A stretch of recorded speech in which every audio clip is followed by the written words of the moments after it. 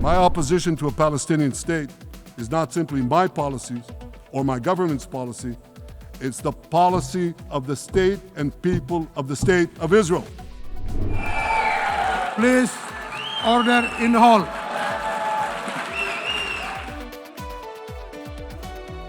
This is Today as It Happened. Good Friday evening to you. I'm Stephanie Liebergan here with your chronological look at the biggest events and stories from the day. From the indictment of former FBI Director James Comey to Israeli Prime Minister Benjamin Netanyahu's address to the United Nations. But first, this morning, President Donald Trump addressed the media outside the White House. This is Kai, by the way, in case you didn't know. How are you? And we'll be watching a little golf. I think we have maybe a deal on Gaza, very close to a deal on Gaza. How are you? Hello, Peter. And it's looking like we have a deal on Gaza. And we'll let you know. Mr. President. I think it's a deal that will get the hostages back. It's going to be a deal that will end the war. It's going to be a deal with, it's going to be peace. I think we have a deal. That'll be number 8, Peter. Not there. Mr. President, I'm James Comey. Now that James Comey has been indicted, who is the next person on your list in this retribution? It's not a list, but I think there'll be others. I mean, they're corrupt. These were corrupt, radical left Democrats. Because Comey essentially was he was worse than a Democrat. I would say the Democrats are better than Comey. But no, there'll be others. Look, that's my opinion. They weaponized the Justice Department like nobody in history. What they've done is terrible. And so I hope there are others, because you can't let this happen to a country. Will you appoint a permanent U.S. attorney to try this case? Lindsey Halligan has never tried a case. Well, we'll see, but it's a pretty easy case because, look, he lied. You saw my truth today.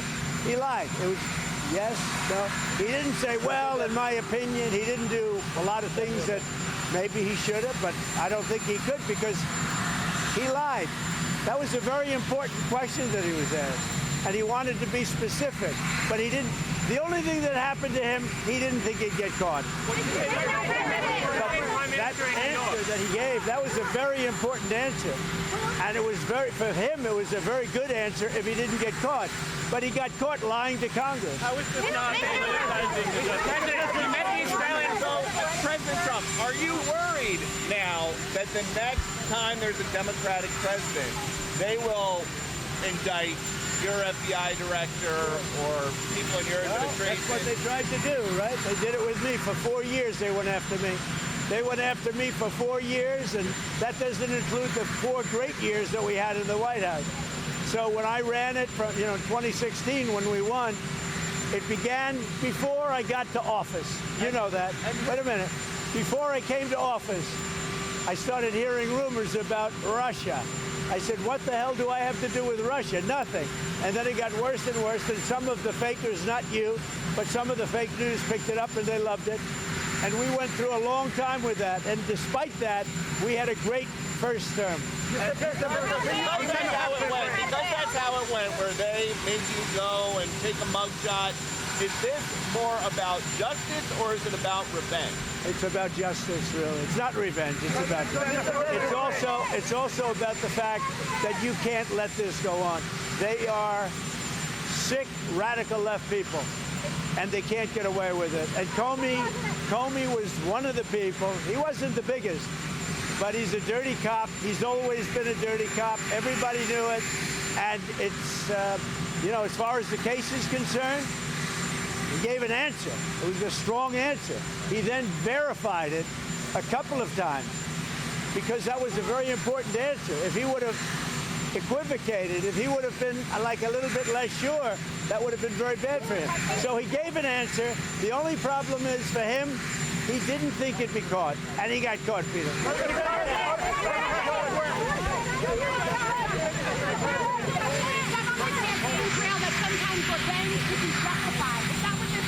This is about justice. He lied a lot, but this was a very important thing.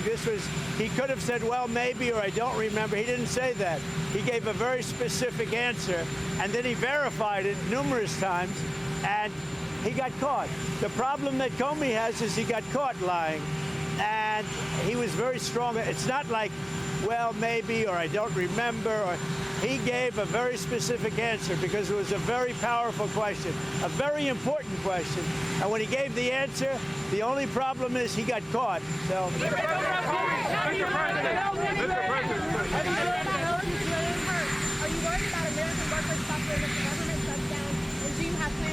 Well, we're going to see, but the radical left Democrats want to shut it down. I mean, it's up to them. We have a great economy going. You saw the numbers yesterday. They're fantastic. The economy's doing well. Prices are down. We have virtually no inflation. Everything's going good. We're respected by every nation in the world. And you know what happened? The Democrats want to shut it down. And they want to shut it down because they want to give billions, ultimately trillions of dollars to illegal migrants, people that came into our country illegally. Some of those people are criminals, but they came into our country illegally, and they want to give them the essential over years, trillions of dollars, and our people aren't going to stand for it. They also want to have open borders. They want to have men and women's sports. They want to have transgender for everybody. These people are crazy, the Democrats. So if it has to shut down, it'll have to shut down. But they're the ones that are shutting down.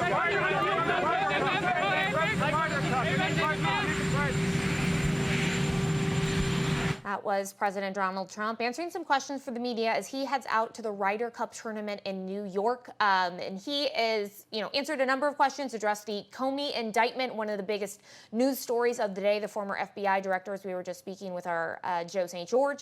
And the president said there's not a list, but I think there will be others. I hope there are others, referencing other political enemies and opponents of him that might also face charges from his Department of Justice. Authorities have confirmed the human remains found on a Washington mountain belong to Travis Decker. The former soldier was wanted for killing his 3 young daughters last spring. DNA tests confirmed the remains found on Grindstone Mountain were Decker's. His daughters, aged 5, 8, and 9, were found suffocated at a nearby campsite in June. And a new study says severe food insecurity is on the rise in the D.C. area after federal job cuts. As of May, 36% of households surveyed had experienced food insecurity over the last year, according to the Capital Area Food Bank. The problem is worse for households impacted by federal job loss. 41% were food insecure, with 2/3 experiencing the worst level, either reducing meal sizes or skipping meals entirely. And hundreds of VA healthcare workers are warning their own agency about recent changes. More than 350 doctors, nurses, and caregivers sent a letter to VA Secretary Doug Collins on Wednesday. They say staffing cuts and moves to outsource care to private doctors will harm veterans. The group warns that changes will undermine the VA's healthcare system and overwhelm the budget. Coming up on Today As It Happened. Let my people go. Free the hostages. If you do, you will live. If you don't, Israel will hunt you down.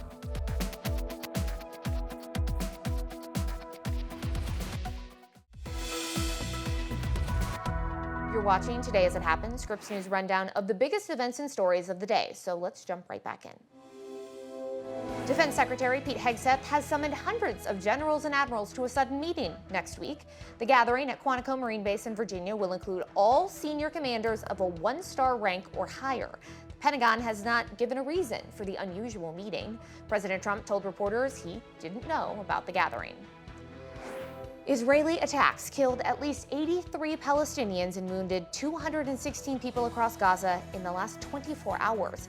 That's according to the Gaza Health Ministry. Israel continues its military assault on Gaza City as part of its plan to occupy the area. The United Nations says nearly 390,000 Palestinians have evacuated the north since August 14th. Scripps News international correspondent Tony Waterman is live outside the UN for us today, where Israeli Prime Minister Benjamin Netanyahu addressed the General Assembly earlier this morning. To the remaining Hamas leaders and to the jailers of our hostages, I now say, lay down your arms. Let my people go. Free the hostages, all of them, the whole 48. Free the hostages now.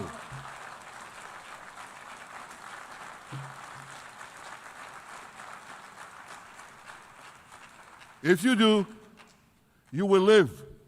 If you don't, Israel will hunt you down. Ladies and gentlemen,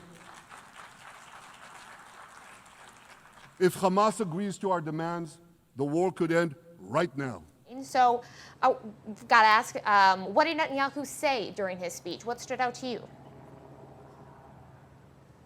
Well, this was an extraordinary address full of defiance and also some big surprises. The Prime Minister defended Israel's actions in Gaza and vowed to continue fighting until Hamas was obliterated. And he said that that message was being live streamed on the cell phones of residents in Gaza, thanks to the efforts of the Israeli Intelligence Committee. And his message, he said, to Hamas and also to the people in Gaza: free the hostages now. If you don't, Israel will hunt you down. We devastated Iran's atomic weapons and ballistic missiles programs.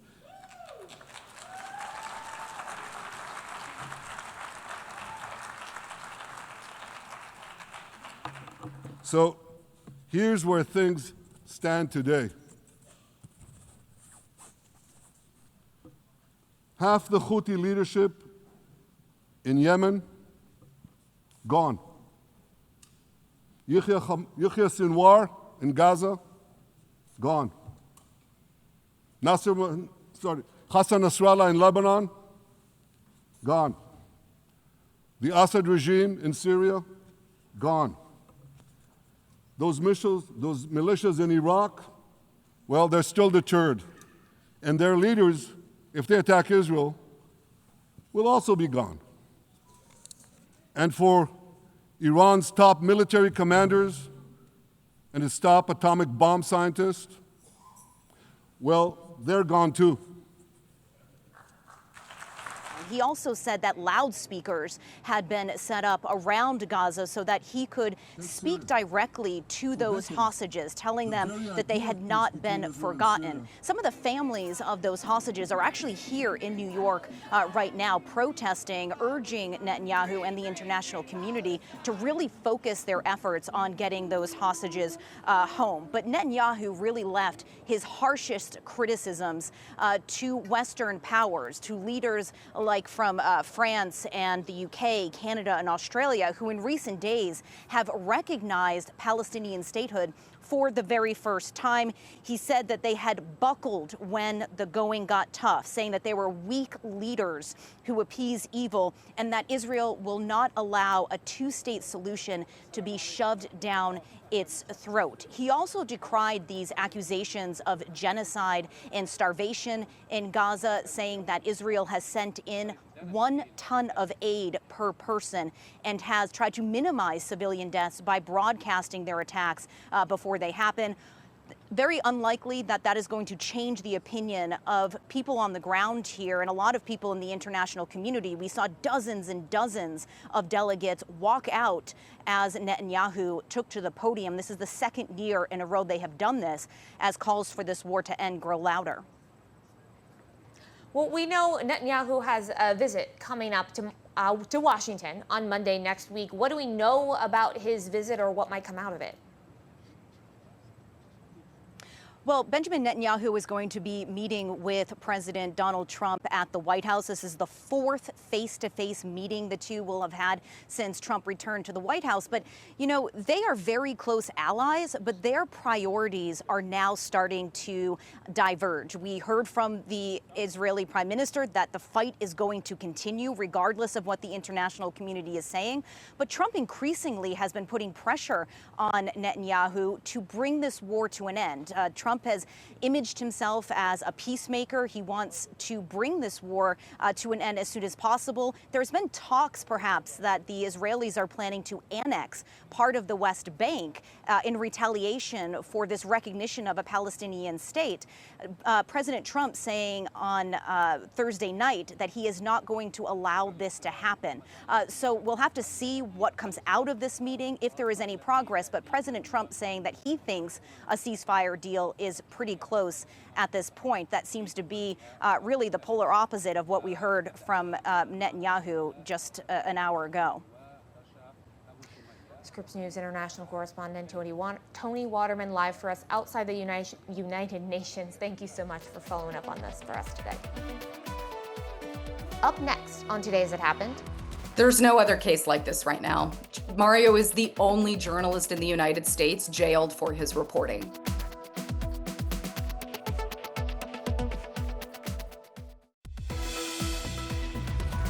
Welcome back to Today's It Happened. Let's check back in on our daily briefing of today's top stories. President Trump announced new import taxes starting October 1st. They'll include 100% tariff on pharmaceutical drugs, 50% on kitchen cabinets and bathroom vanities, and 25% on heavy trucks. The president said the tariffs are needed for national security and to protect domestic manufacturing. The pharmaceutical tariffs could double medication prices for consumers. Federal Reserve Chair Jerome Powell has warned that higher prices are already driving up inflation, but President Trump claims there is no inflation, despite consumer prices rising 2.9% during the past year. President Trump signed an executive order directing the Attorney General to fully implement the death penalty in Washington, D.C. The president said the death penalty would apply to people who kill in the nation's capital. He argued Washington is a very safe city right now and that it would stay that way. Everybody understands death penalty in Washington. You kill somebody, or if you kill a police officer, law enforcement officer, death penalty. And hopefully there won't be that. Another executive order the president signed puts the FBI's Joint Terrorism Task Force in charge of identifying those who fund domestic terrorism and political violence. Hurricane Humberto has formed in the Atlantic, but it is not currently threatening land, according to the National Hurricane Center. The storm is about 465 miles northeast of the northern Leeward Islands and is moving slowly towards the northwest. Humberto is expected to strengthen substantially over the weekend, and it's likely to become a major hurricane. The Hurricane Center says experts will continue to monitor the storm's path and intensity. Americans keep spending despite growing concerns about the economy. Consumer spending jumped 0.6% in August. That beat economists' forecasts even as inflation hit a 6-month high. But a new University of Michigan survey shows Americans are becoming more pessimistic about the economy. People are worried about higher prices and the job market. An immigrant journalist in Georgia faces imminent deportation in a case his lawyers and advocates say violates the First Amendment. Scripps News national correspondent Katia Tubman is live with us now in New York with the latest on this. Katia, thanks for being with us this afternoon. So get us up to speed here. Where do things currently stand? Well, Maritza, good afternoon. Mario Guevara is a Hispanic, Atlanta-based journalist from El Salvador, and he has been detained by ICE for more than 100 days as of this week.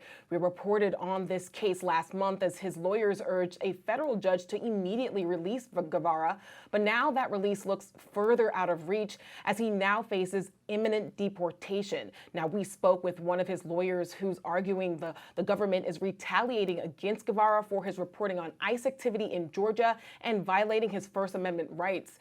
Here's what ACLU senior staff attorney Vera Edelman told us about this case.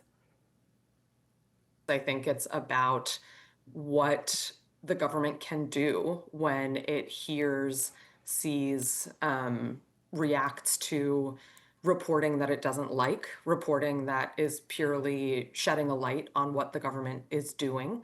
And I think that it is part of the general effort by this administration to use the full weight of the government and things beyond the weight of the government to impose ideological conformity and to make people afraid to talk about the government, to express views that the government doesn't like.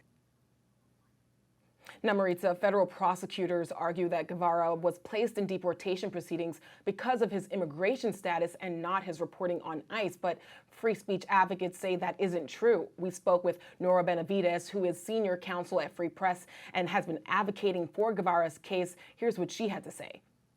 There's no other case like this right now.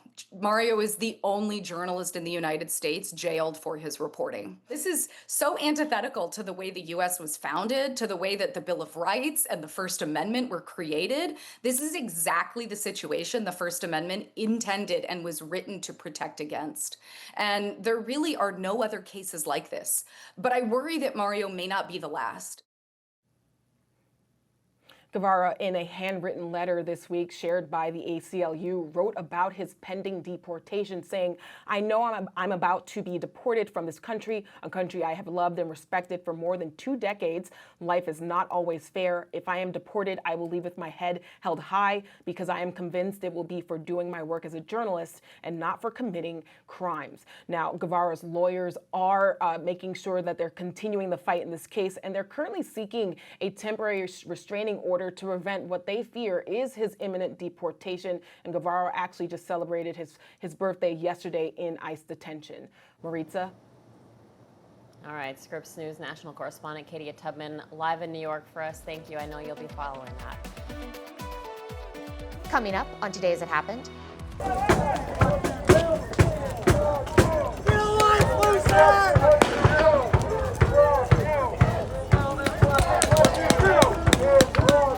And later, Trump just continues to embarrass the United States on the global stage. You know, we saw that. That's what we saw at the UN yesterday. He is denying climate change. He's calling it a hoax. He's tossing out all the scientists that might prove that climate change is the kind of danger that we all know it is, and tossing them out of the administration.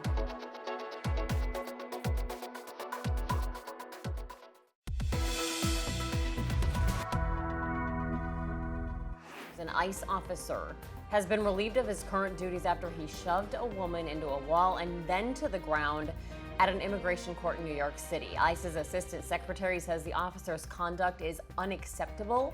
Videos showing the incident had prompted outrage and calls for disciplinary action.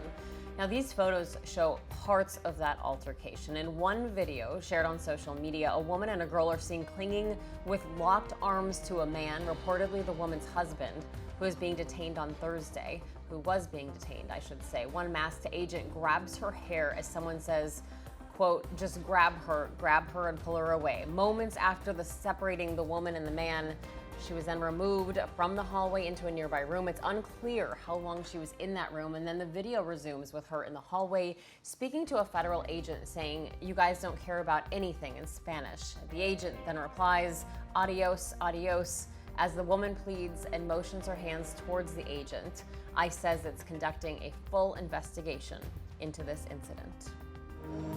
Federal agents fired pepper balls and tear gas at protesters near an ICE building in suburban Chicago earlier today. Protesters were tying support messages to a fence when agents opened fire. The crowd scattered as chemical agents hit dozens of demonstrators. One elected official said she was hit while hanging notes that read, "We stand with you." The clash is the latest pushback against immigration enforcement protests. Earlier this week, during a speech at the United Nations, President Donald Trump once more spoke out strongly against climate change. It's the greatest con job ever perpetrated on the world, in my opinion. Climate change, no matter what happens, you're involved in that. No more global warming, no more global cooling. All of these predictions made by the United Nations and many others, often for bad reasons, were wrong.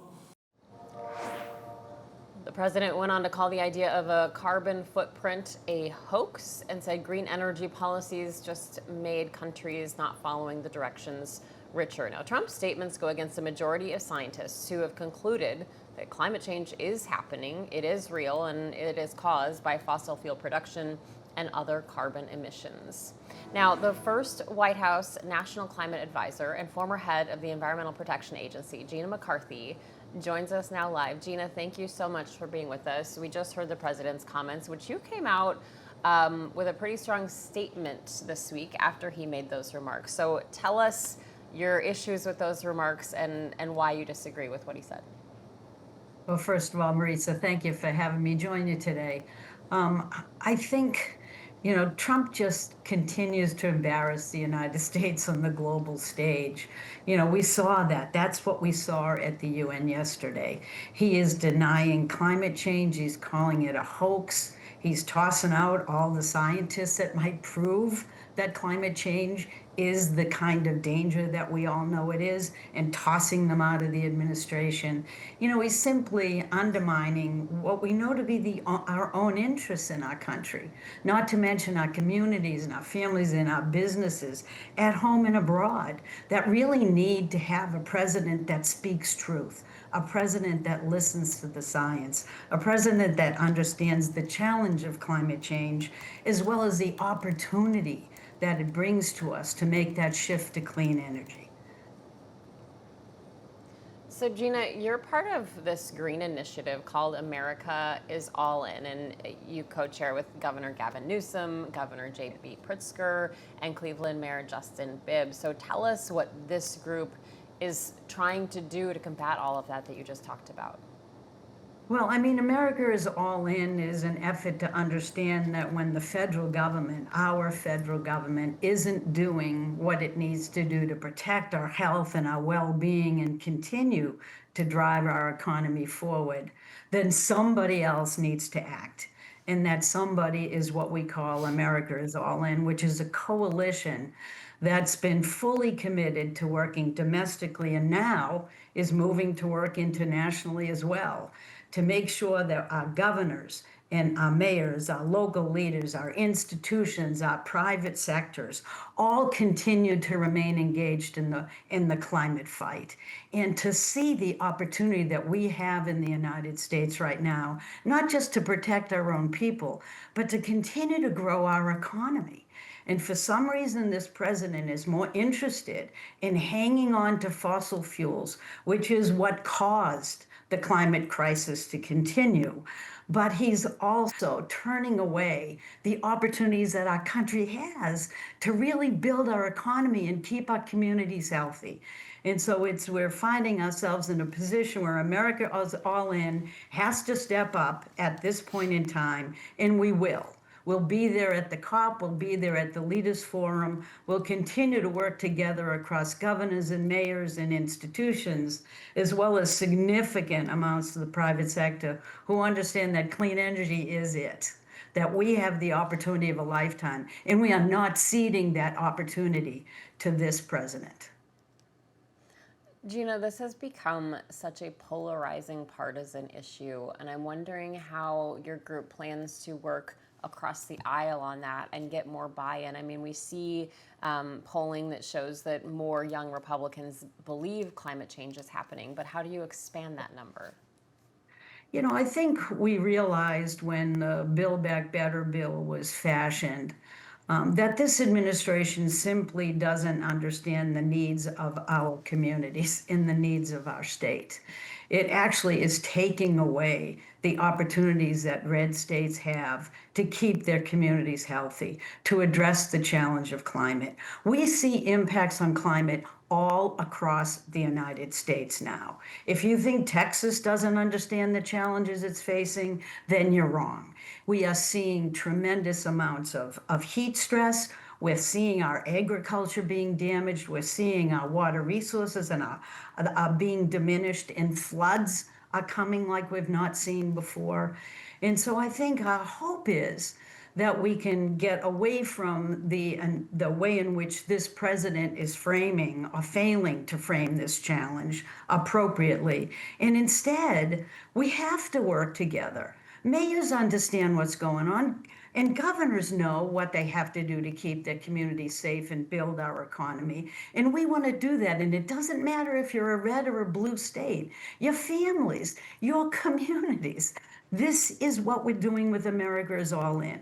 We want to see both red and blue states engaged. We want to work together. Even if the federal government doesn't want to do the right thing, we have communities all across the United States who know what we have to work on together. All In represents roughly 2/3 of the U.S. population and more than 3/4 of the U.S. U.S. GDP. And so it's hugely important for us to continue to work together as one country, even at a time when this president seems to want to divide us. One last question for you. What does that look like at a tangible level on the ground, on a local level? What is this going to look like? Well, hopefully it will look like a collaboration because that's exactly what it is. You know, it will look like governors sitting down with their communities and using their own authorities to protect those communities. Look, the federal government has authorities, but so do states. So do city governments. So all over the country, cities are embracing clean energy. We are seeing it almost in every state across the nation. People are running to make sure that clean energy is up and running before the tariffs run out. So you're looking at a collaboration across state leaders and local leaders who are sharing information on what kind of policies and initiatives do we need to make to keep our communities safe and healthy. And that's what this is all about. You know, after all, climate change is the crisis of humanity here. But the opportunities that we have now to actually take advantage of clean energy that saves us money, that keeps us healthier, that will continue our economies moving forward. That's what America is all in. That's what we're working on together. All right, former EPA Chief Gina McCarthy, we thank you so much for your time today. Coming up on Today As It Happened. The FTC going after companies that make canceling your subscriptions so difficult. I'm Maura Barrett. Coming up, what an Amazon settlement could mean for you and why some say the FTC needs to refocus its priorities to protect consumers.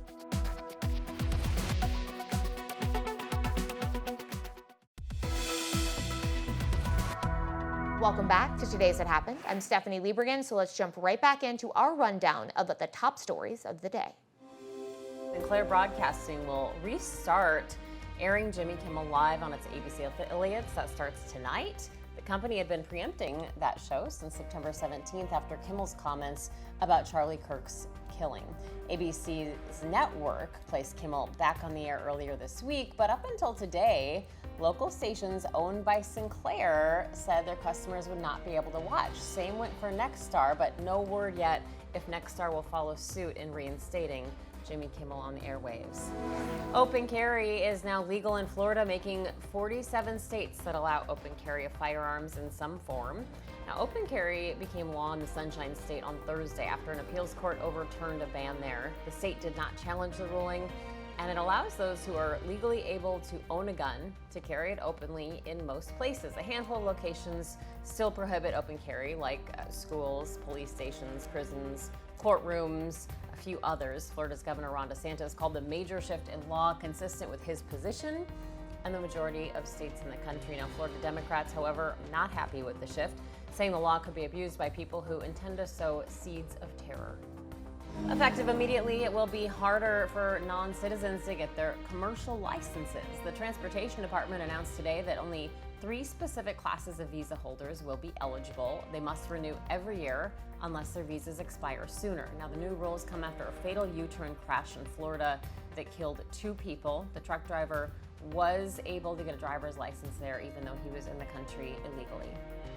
Well, we're following up on a story now that we told you about yesterday. Amazon agreeing to pay the Federal Trade Commission $2.5 billion for what some call shady business practices. So if you've used Amazon's premium service, Prime, and felt like you were actually tricked into getting that service or gave up canceling because they made it too hard, well, you could be getting a payout here. Scripps News business and technology correspondent Maura Barrett is live with us, tracking the story. Good afternoon, Maura. So some details into the Amazon settlement, they're eye-opening, including internal documents that show folks at Amazon call the cancellation process the Iliad.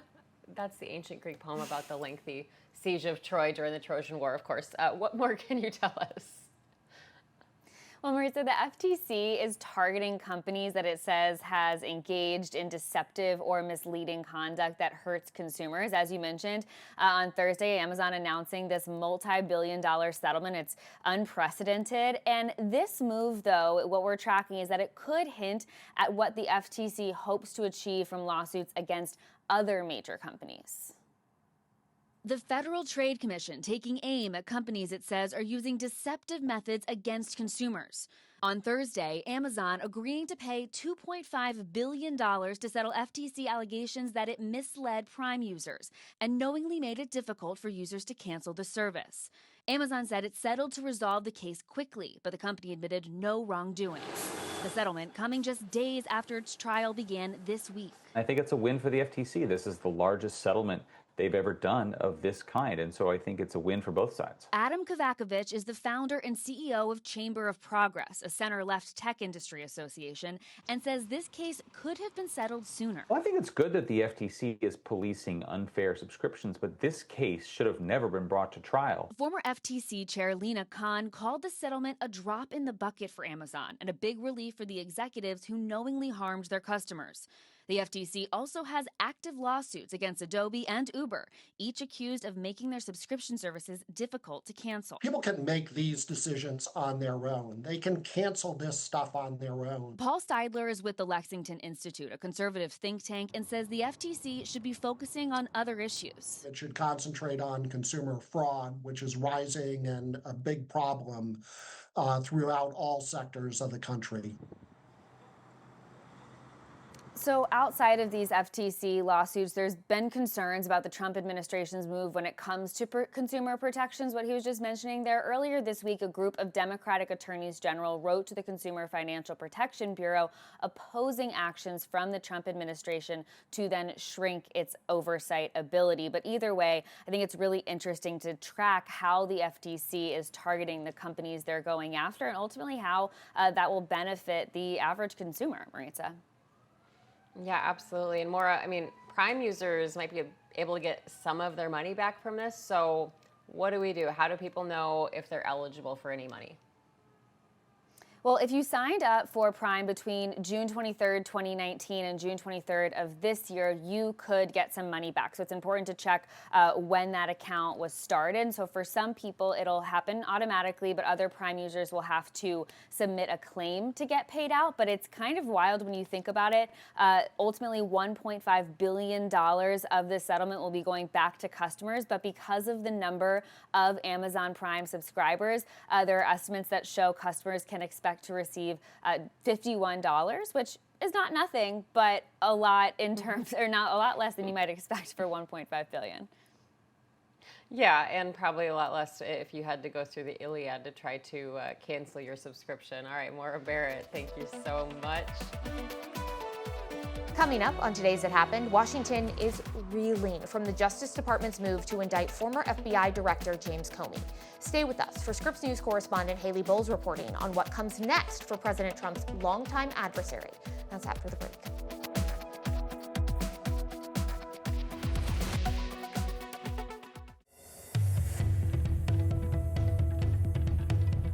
What happened here with the indictment by DOJ of Mr. Comey has crossed an extraordinary red line of vindictiveness, of vengeance, of using the Department of Justice for the president's own political revenge. Scripps News White House correspondent Haley Bull has been following this for us. Haley, I want to ask you about the indictment of former FBI Director James Comey. So the president has criticized him very vocally and publicly many, many times for many years, and other Democrats, we should mention, he's criticized. So what is he saying today? How is he weighing in on that indictment? Well, President Trump appeared to proclaim what he called justice after the indictment was released, and he's largely appeared to welcome the news of the indictment of former FBI Director James Comey, suggesting there could be more. Trump specifically today calling Comey a, quote, dirty cop, writing on Truth Social that Comey, quote, knew exactly what he was saying and that it was a very serious and far-reaching lie for which a very big price must be paid. Now, Comey has been indicted by a grand jury for making a false statement. He is accused of making a false statement to lawmakers over whether he leaked information or authorized a leak, rather, of information to news reports. Comey, in a hearing back in 2020, denied doing as much. He is also indicted for obstruction. Representation for Comey states that he denies all those charges in their entirety. But it is notable leading into in the days ahead of the indictment being rolled out, Maritza, we saw President Trump take to Truth Social. And as he has frequently decried what he calls weaponization of the government, pointed to Comey and others in a Truth Social post in which he pushed for a new U.S. attorney for the same district that this case was brought in and demanded justice. When he left the White House earlier today, he denied that this was about revenge, but rather pointed to that theme of justice once more, saying this.